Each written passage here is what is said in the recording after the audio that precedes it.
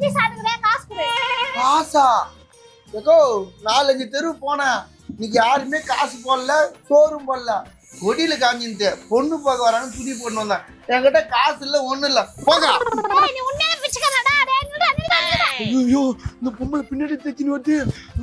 டேய், எங்க ஓடுற? நில்லு. டேய், நில்லுடா. டேய். நில்லு. இதுக்கு காசு கொடுக்காம ஓடியாரா? நீ ஒரு இட்லி 2 இட்லி சாப்பிட்டியா? 10 இட்லி தின்னுட்டு அந்த பொம்பளைக்கு நான் கணக்கு கொடுக்க தேவை. நான் என் அப்பா சாப்பிட்டத உன் கணக்குல எழுதுற மாதிரி. கையெடுமா முத.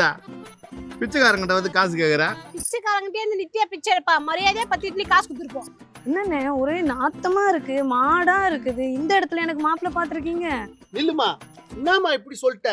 மாடு வச்சுக்கிறவனா கண் கலங்காம பொண்ணுங்களை பாத்துப்பான். அவன் வாங்கி தரவெல்லாம் தேவையில்லை. யூடியூப்ல இன்ஸ்டாகிராம்ல ஃபாலோவர்ஸ் நிறைய வச்சிருக்கிறவன் தான் வேணும். ஏமா நீ கம்ப்ளீருமா, அண்ணன் உன்னை நல்லா பாத்துப்பேன், மாப்பிள்ளையும் நல்லா பாத்துப்பாரு. அது ஒரு 2 பேர் இருக்காங்களா, அவங்க கிட்ட போய் அட்ரஸ் கேட்பான். வாமா.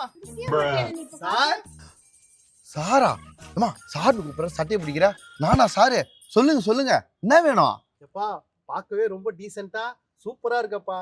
இங்க யாரோ கட்டையன் இருக்காங்கமே, என் தங்கச்சிக்கு மாப்பிள்ளை பார்க்க வந்திருக்கேன். அவர் வீடு எங்க இருக்குன்னு தெரியுமாப்பா உனக்கு? அவரா? அவர் ரொம்ப நல்ல மனுஷனாச்சே. நல்ல மனுஷனா இருக்கட்டும், காசை கொடு, நான் கிளம்புறேன்.